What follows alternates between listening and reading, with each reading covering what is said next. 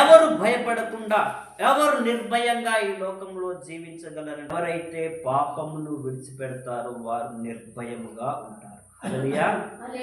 ఎవరైతే తమలో ఉన్నటువంటి పాపపు గుణాన్ని, పాపపు లక్షణాలను, పాపపు బుద్ధిని, దుర్మార్గపు బుద్ధిని ఎవరైతే విడిచిపెడతారో వారు భయము లేకుండా నిర్భయముతో బ్రతుకుతారు. పాపమును విడిచిన వారు నిర్భయం కలిగి ఉంటారని దేవుని వాక్యం తెలియపరుస్తూ ఉన్నది. యోబు గ్రంథము 11వ అధ్యాయం 14-15 వచనాలు మనం చదువుకుందాం. యోబు గ్రంథం 11వ అధ్యాయము 14-15 వచనాలు.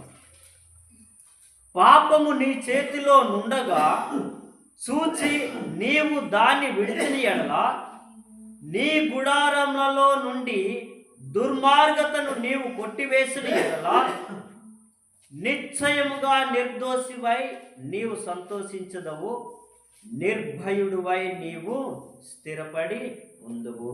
హల్లెలూయా. ఎవరు నిర్భయం కలిగి జీవిస్తారంటే, ఎవరు భయం లేకుండా బ్రతుకుతారంటే, ఎవరైతే పాపాన్ని విడిచిపెడతారో, ఎవరైతే పాపపు బుద్ధిని విడిచిపెడతారో